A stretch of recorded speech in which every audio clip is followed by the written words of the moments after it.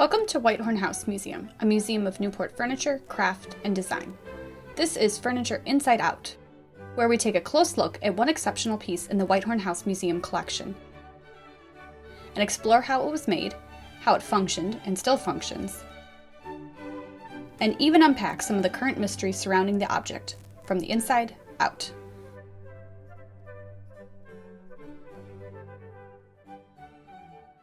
Hello, I'm Jeffrey Greene, a furniture maker and general Newport furniture enthusiast and researcher. And today we're going to take a close look, really do a close reading of this fabulous desk, which is an attribution to John Townsend of Newport. We should probably just start by looking at this desk in its entirety. It's a monumental desk made out of fabulous figured mahogany.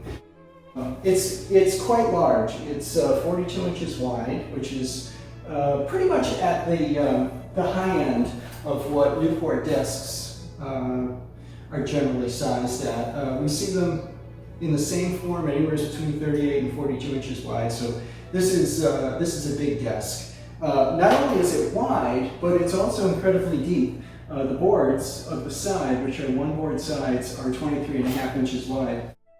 It's not uncommon to see desks as narrow as 18 inches. In Newport, they were generally deeper, and this one is especially deep. So it not only speaks to the monumental stature of Newport furniture, but it is also an indication of the kind of mahogany that was available, very wide mahogany, and usually it's the width of the mahogany that's the limiting factor in the depth of a lot of these desks. However, it wasn't a limiting factor in this. It's a fabulous piece. It is all made from this beautiful figured mahogany. This desk probably dates from about 1790, plus or minus a few years. There's a chest on chest at the Rhode Island School of Design Museum that has very similar wood, and it may be from the same flitch.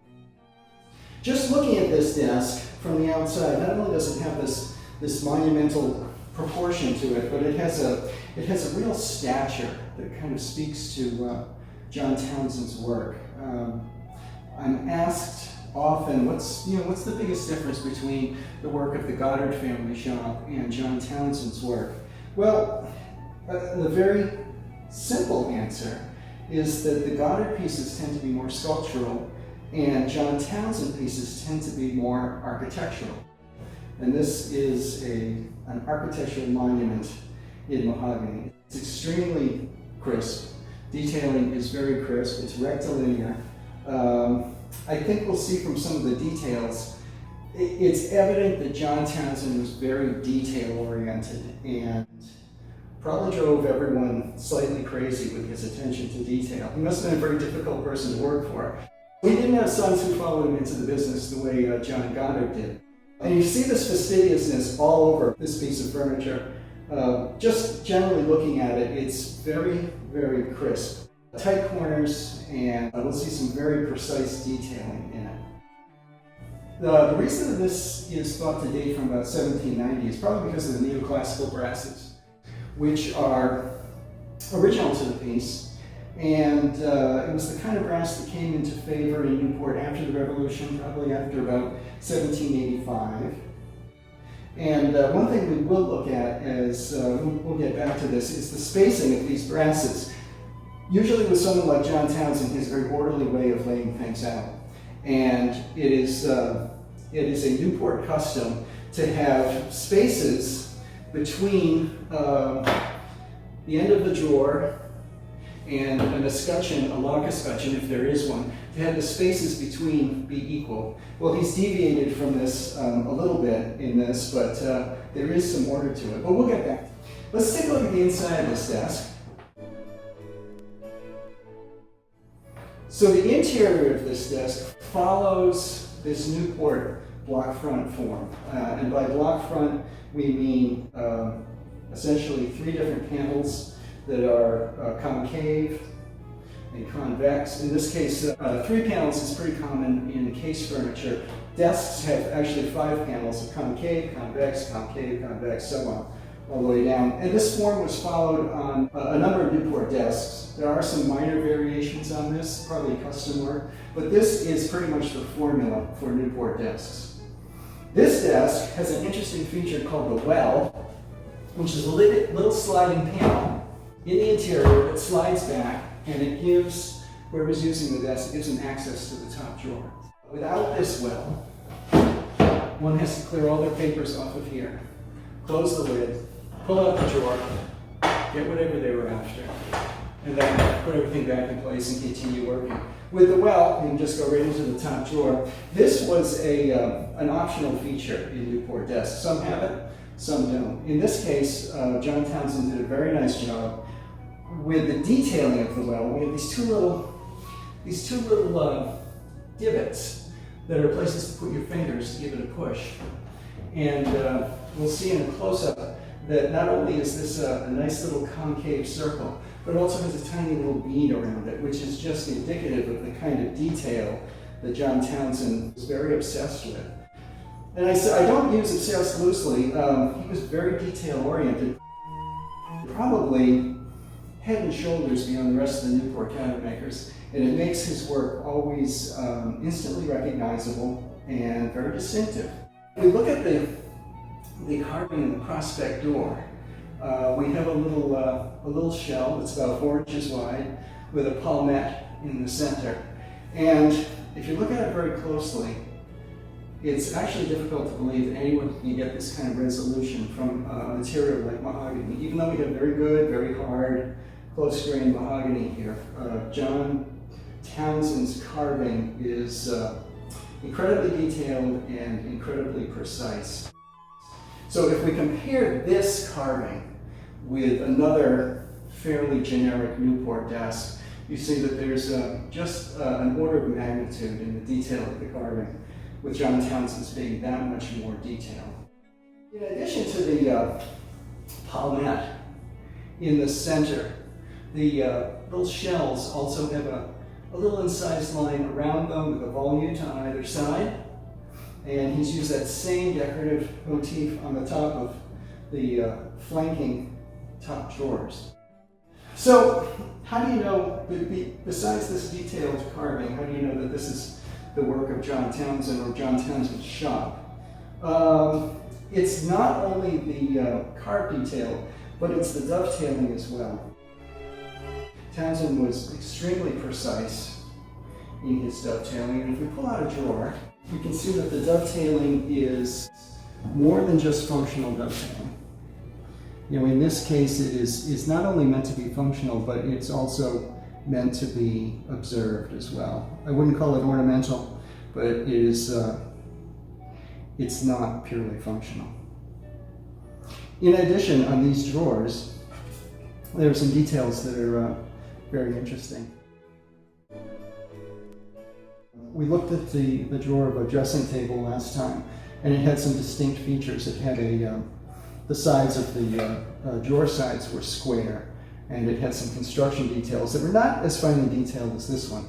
In this case, we see John Townsend's drawer with a rounded top on the side. In this case, the back of the drawer still has a flat top, but the sides of the drawer are rounded. Just a very nice little detail that finishes it off well. The other thing about this is that the drawer bottom is actually inset into the drawer front and the drawer sides. And you can see right here where the rabbet has been included in the joinery for the side. So the drawer bottom is just this thickness, just about a little over 1/8 of an inch thick, and it is sitting in this little rabbet that's cut along the front.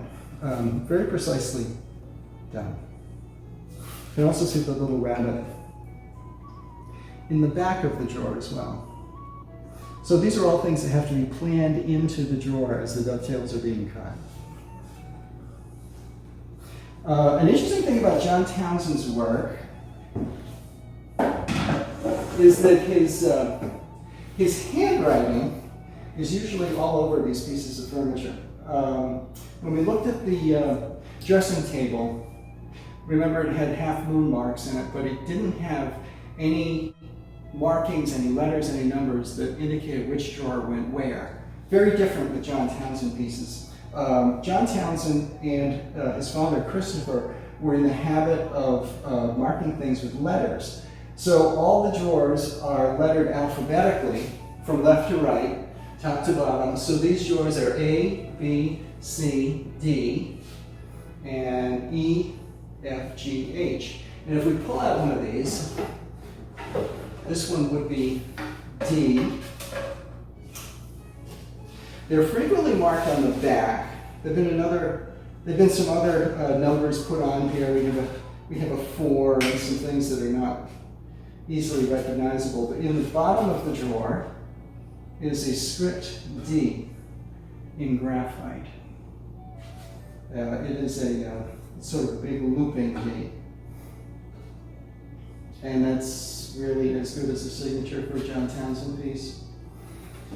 So not only are these drawers lettered, but the little valence drawers, or pencil drawers, are lettered in the same way. And in this case, so this would be A, B, C, and D. So these are all indicative of the Christopher Townsend and John Townsend side of the family. And if we look at the main drawers,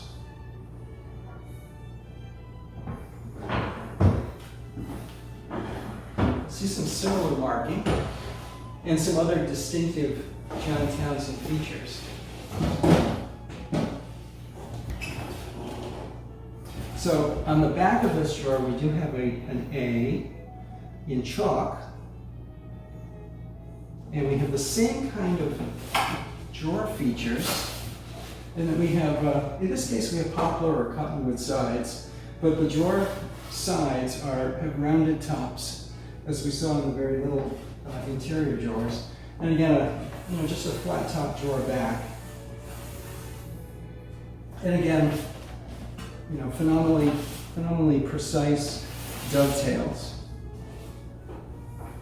always very evenly spaced. And here we can see what we saw in the previous piece, the through bottom drawer construction, where the drawer is actually assembled upside down. If I can just flip this over.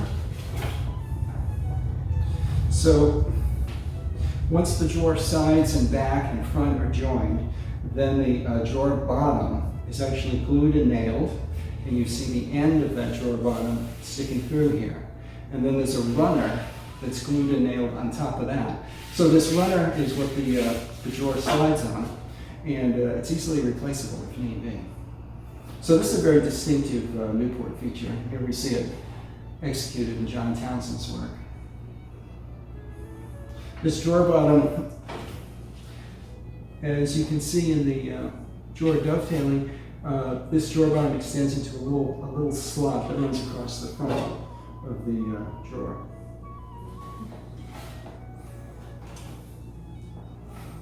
So not only did we see a chalk A on the back of this drawer, but he's used the same kind of convention for labeling other parts of the desk.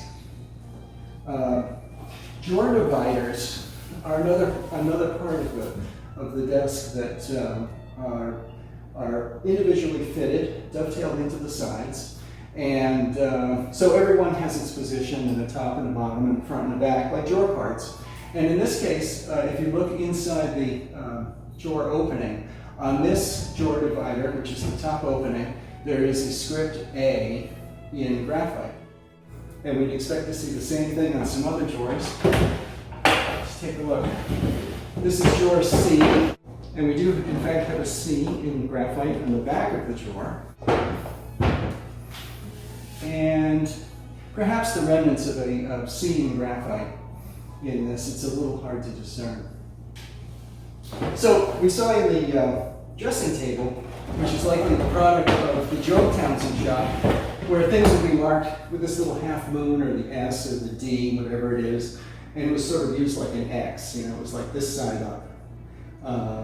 and it wasn't really used to differentiate parts. In the John Townsend shop, in this tradition that was passed down from his father Christopher, we see letters being used. So it's not only helpful for the cabinet makers themselves, but it's also helpful for customers knowing where to put drawers, although they're often not interchangeable except in the interior.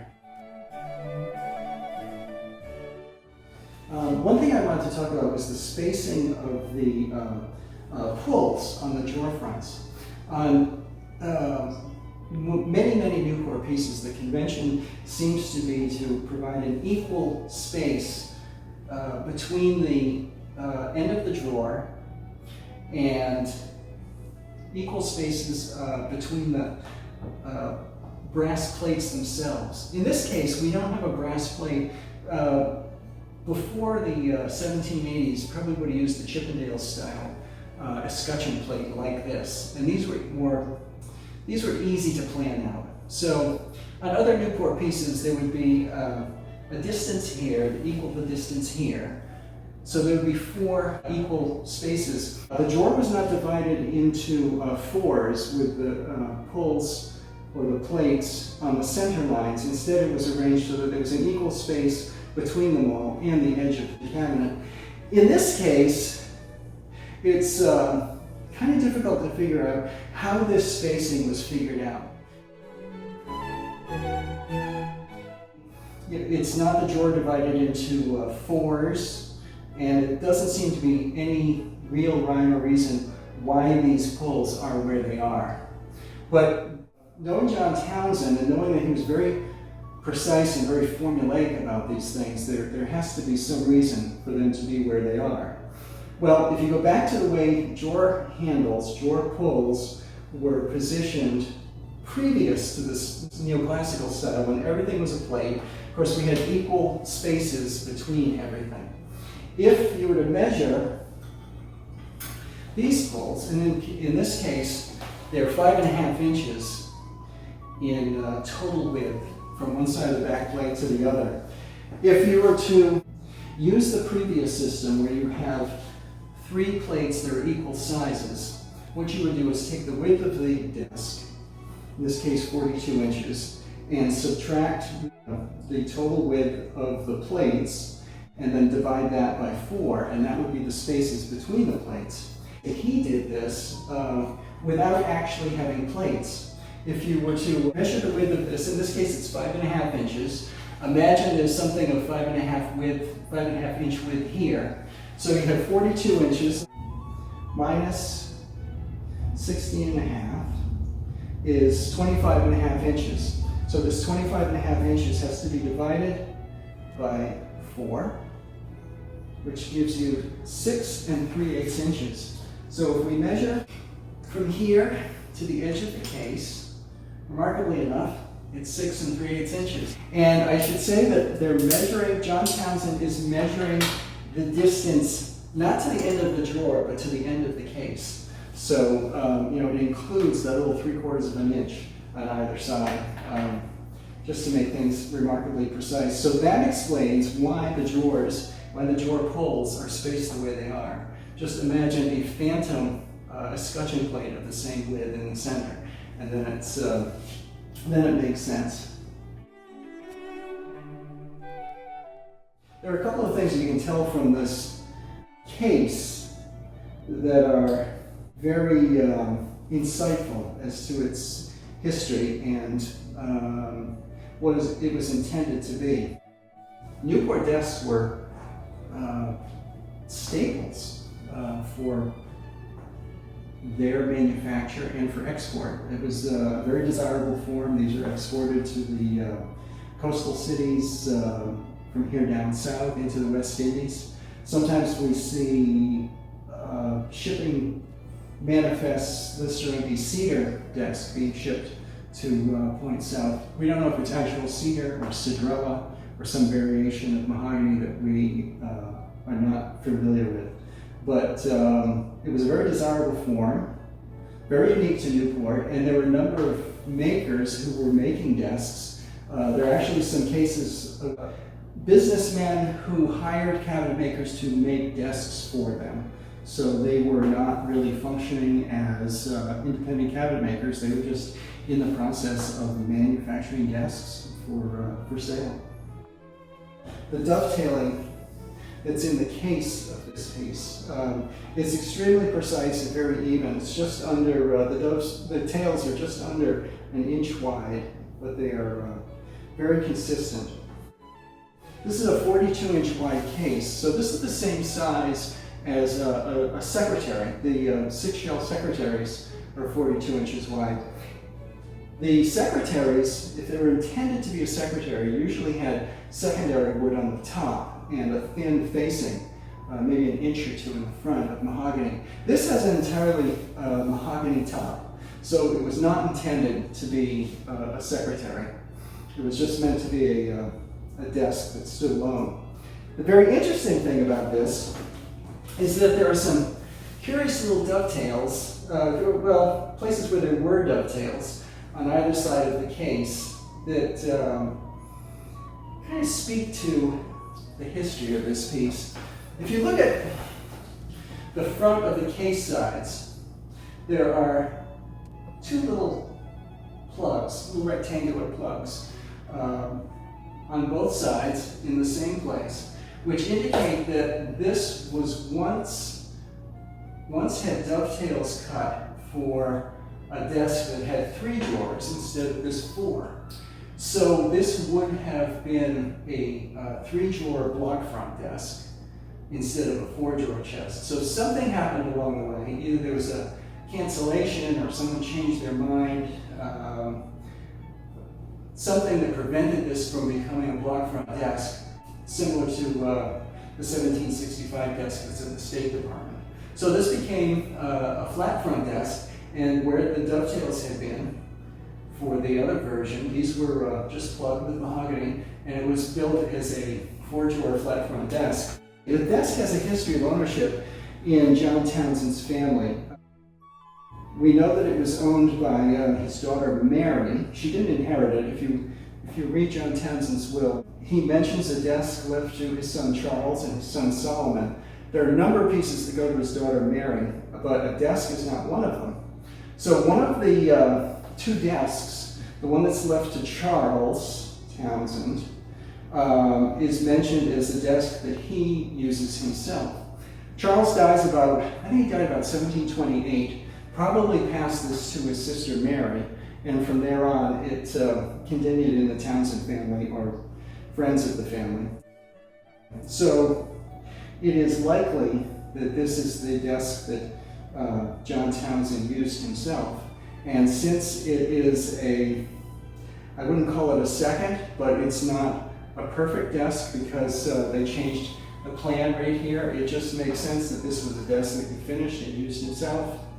I have some experience with this. We don't keep the great pieces, we keep the ones that are not quite perfect enough to sell. So a very interesting feature in this desk. Thank you for joining us for this edition of Furniture Inside Out, and we hope you will visit us at Whitehorne House Museum, either on site or from your own home at newportrestoration.org/whitehornehouse. And if you would like to support the work we do, please visit newportrestoration.org/support. Until next time, we hope we inspired you to take a closer look or a second look at your own furniture. Thank you.